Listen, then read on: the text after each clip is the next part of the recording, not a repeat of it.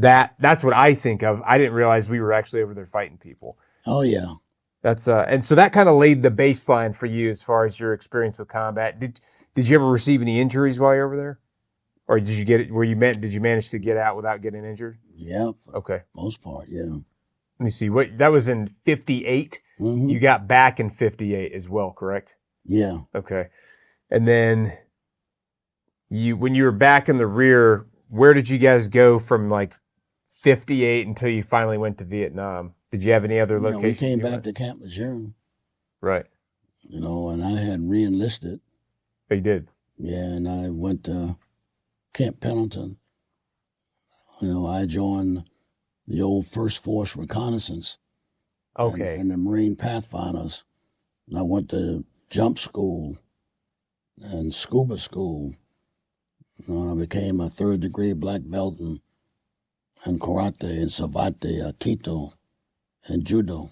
Okay, so that's basically once you got back from that Lebanon deployment, you left, went to Camp Pendleton, and started going through the force recon pipeline. Yeah, all the training schools that were required. Right. So you probably had to go to airborne school, like in the Army, probably back in those days. I imagine. Fort Bragg Fort Army Bragg. School. Yeah. Oh, Fort Bragg, not even Fort Benning. No, it was Fort Benning. Okay, Fort Benning. Okay.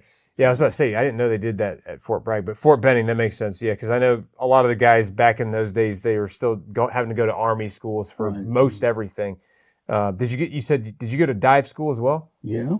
Where was that? Down in Panama. Or Key West? Yeah, Key West, Florida. Was it Key West, Florida? Okay. So it's been there for a while. And I was honor graduate.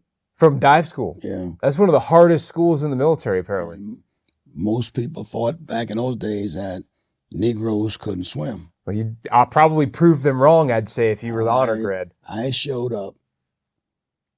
And I did well, until the last.